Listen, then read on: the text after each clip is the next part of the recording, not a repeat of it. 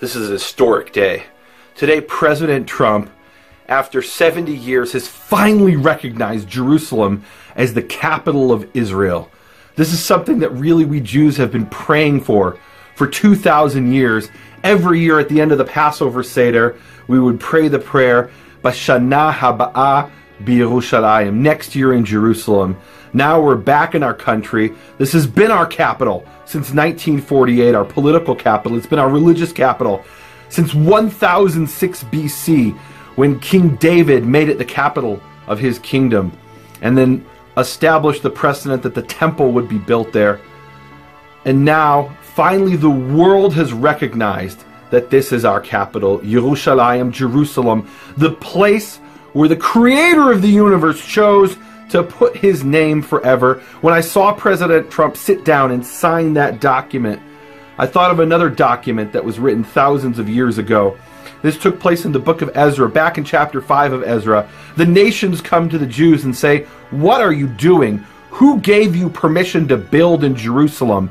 And they write a letter to King Darius, to the emperor of the Persian Empire, to Darius, to get him to stop the Jews from doing what they're doing, to stop their building in Jerusalem, from making it their capital.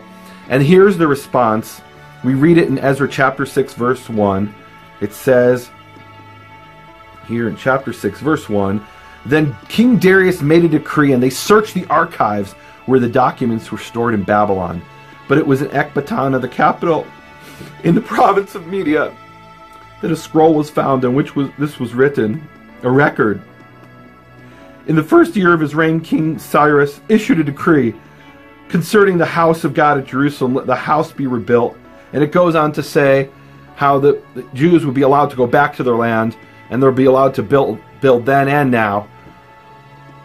And today I saw him sign that document, President Trump, and I realized 100 years from now, maybe, when the nations come against us, they will make a searching in Washington, D.C., and they'll find the document he signed today, and we'll have a record of it. I mean, we witness history today. It truly is witnessing history. It's something we've been waiting since the time of King David, and certainly since 1948, when we established our modern state and made Jerusalem our capital. We've been waiting for this, and finally it's happened. It's always been our capital, but it's been recognized today, just like it was recognized by Darius in Ezra chapter 6. I want to pray a prayer, the prayer that Jews pray when we're worthy to live long enough to see something happen. The Shehechianu prayer. Baruch atah Yehovah, Eloheinu melech haolam, Shechianu v'kimanu v'gianu lizman hazeh. Blessed are you, Yehovah, our God, King of the universe, who has granted us life, sustained us, and enabled us to reach this occasion.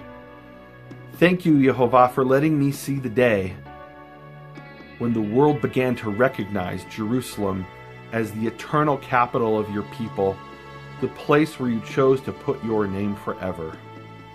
Amen.